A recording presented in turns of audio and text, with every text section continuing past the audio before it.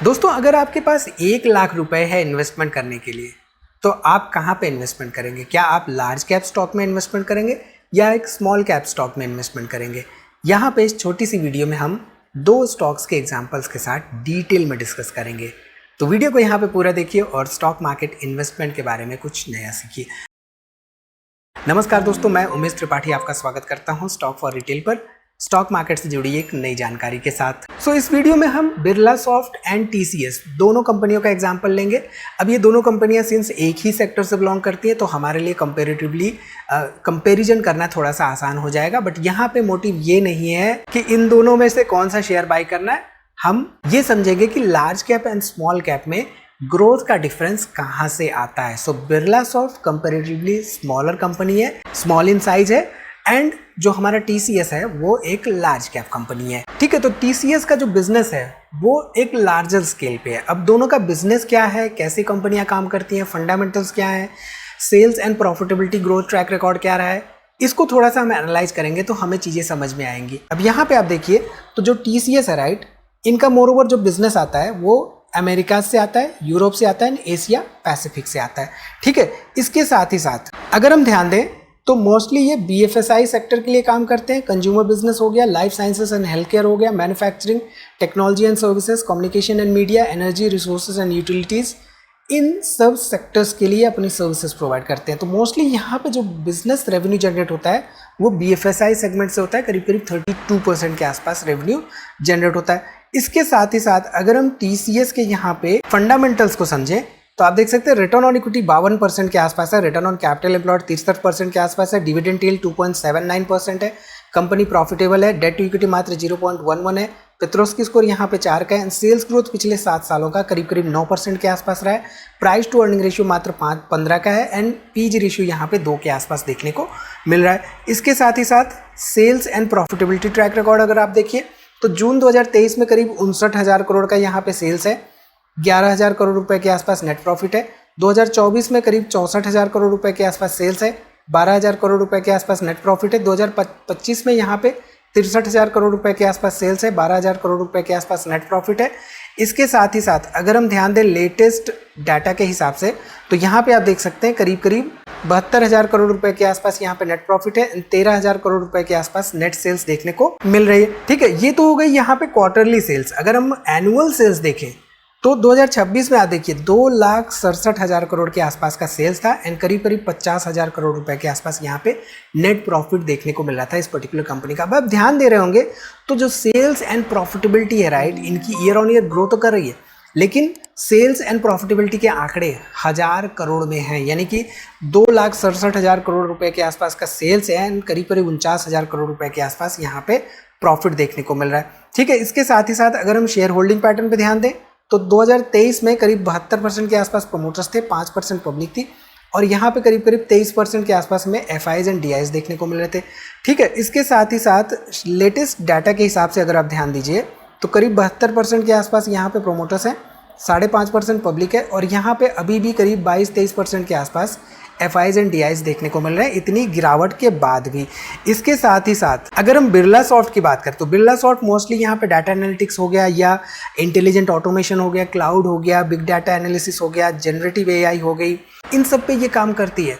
तो यहाँ पे देखें तो जो लेटेस्ट टेक्नोलॉजीज है दोनों कहीं ना कहीं से अडेप्ट करने की कोशिश कर रही हैं artificial intelligence based solution providing को। अब मोस्टली जो IT कंपनियां हमारे भारत में वो क्या करती हैं, अभी तक वो अदर कंपनीज को एंटरप्राइज लेवल सॉल्यूशंस प्रोवाइड करती है राइट, IT रिलेटेड। अब वो धीरे धीरे शिफ्ट होना चाह रही हैं कहीं ना कहीं से artificial intelligence based solution providing पर। तो ये दोनों कंपनियां वही कर रही हैं, दोनों का बिजनेस वही है। यहाँ पे देखें तो करीब करीब $200 मिलियन के आसपास का इन्होंने डिलीवरी किया है जहाँ तक ऑर्डर बुक की बात है, एंड $140 मिलियन के आसपास इस पर्टिकुलर क्वार्टर में, रिसेंट क्वार्टर में इन्होंने डिलीवर किया, जो कि पूरे ग्रोथ का ओवरऑल 20% के आसपास है। तो हमेशा जब भी आप एनालिसिस करें राइट, तो कंपनी का ऑर्डर बुक कैसा है, उनके क्लाइंट्स कैसे हैं, नंबर ऑफ क्लाइंट्स कहीं रिड्यूस तो नहीं हो रहे हैं, खासतौर पे IT कंपनी के केस में कि number of clients in the sense कि मान लीजिए उसके पास 40 क्लाइंट हुआ करते थे, अब AI के आने के बाद कहीं धीरे धीरे क्लाइंट्स छिटक तो नहीं रहे हैं, इधर उधर तो नहीं जा रहे हैं, नंबर ऑफ क्लाइंट्स रिड्यूस तो नहीं रहे हैं, ये डाटा भी हमारे लिए इंपॉर्टेंट होता है। ठीक है, इससे साथ ही साथ बिरला सॉफ्ट का अगर देखिए फंडामेंटल्स, तो रिटर्न ऑन इक्विटी 14% के आसपास है, रिटर्न ऑन कैपिटल एम्प्लॉयड 21% है, डिविडेंड यील्ड यहाँ पे 2% के आसपास है, कंपनी प्रॉफिटेबल है, डेट इक्विटी मात्र 0.03 है, पेट्रोस्की स्कोर 4 का है, सेल्स ग्रोथ पिछले 7 सालों का 11% के आसपास रहा है, प्राइस टू अर्निंग रेशियो यहाँ पे मात्र 14 का है, एंड पीजी रेशियो यहाँ पे मात्र 0.82 के आसपास हमें देखने को मिल रहा है। इसके साथ ही साथ अगर हम sales and profitability track record देखिए, तो देखिए यहाँ पे अब आपको डिफरेंस समझ में आएगा दोनों कंपनियों के बीच में। देखिए एक कंपनी है यहाँ पे लार्ज कैप कंपनी, दूसरी कंपनी है यहाँ पे स्मॉल कैप कंपनी। तो जब भी हम लार्ज कैप की बात करते हैं राइट, तो 40-50 हज़ार करोड़ के ऊपर का मार्केट कैपिटलाइजेशन हो जाता है।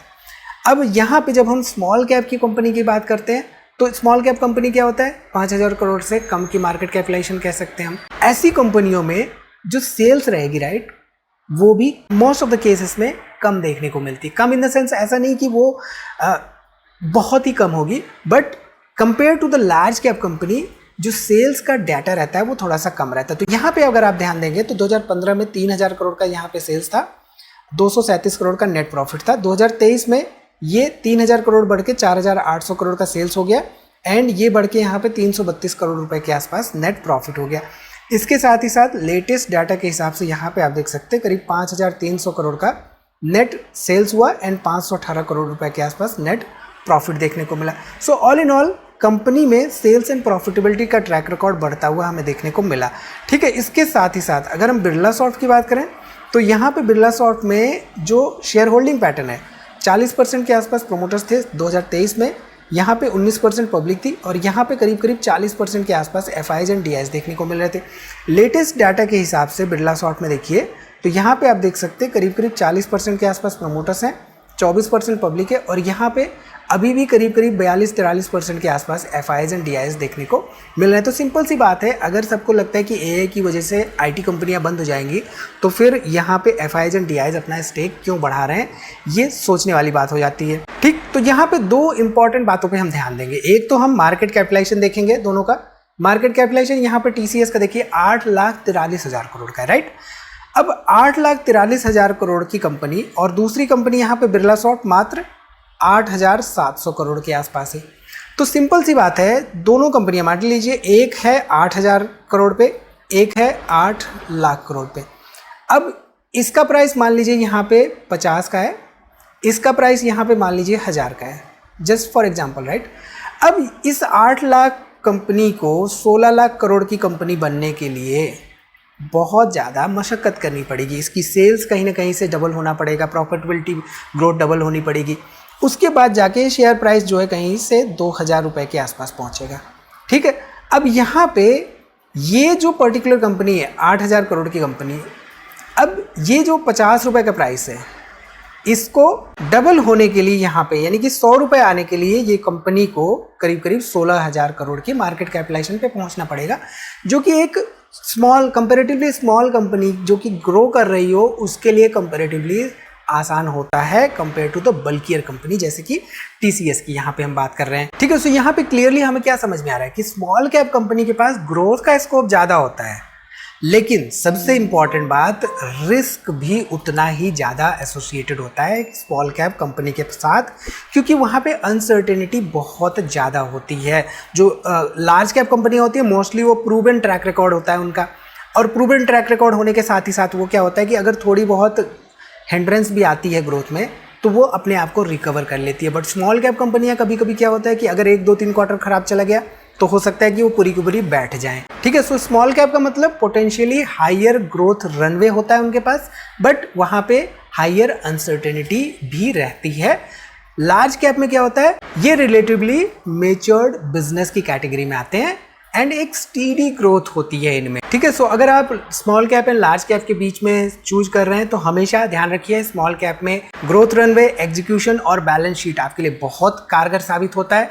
इसके साथ ही साथ लार्ज कैप में सस्टेनेबल ग्रोथ, कॉम्पिटिटिव एडवांटेज और वैल्यूएशन वहां पे बहुत काम आता है, क्योंकि कभी कभी क्या होता है कि लार्ज कैप की कंपनियां भी 30, 40, 50, 60% तक गिर सकती हैं तो वहां पे एक वैल्यूएशन वाइज एनालिसिस इंपॉर्टेंट हो जाती है। सो नेक्स्ट टाइम अगर आपको कोई कहता है कि स्मॉल कैप में रिलेटिवली ज्यादा ग्रोथ का स्कोप होता है तो ब्लाइंडली उसको ट्रस्ट मत करिए। इंपॉर्टेंट ये होता है कि कंपनी चाहे छोटी हो या बड़ी हो कितना ग्रो कर सकती है, कितने एफिशिएंटली ग्रो कर सकती है और करंट वैल्यूएशंस उस ग्रोथ पर कितना ऑलरेडी प्राइसन कर चुकी है, ये जानना हमारे लिए एज एन इन्वेस्टर बहुत इंपॉर्टेंट होता है। तो इस छोटी सी वीडियो में इतना ही दोस्तों। आई थिंक यहाँ से आपको काफी कुछ सीखने को मिला होगा। वीडियो को लाइक करिए, कोई भी सवाल हो तो कमेंट जरूर करिए और हाँ, दोस्तों में शेयर करना ना भूलिए।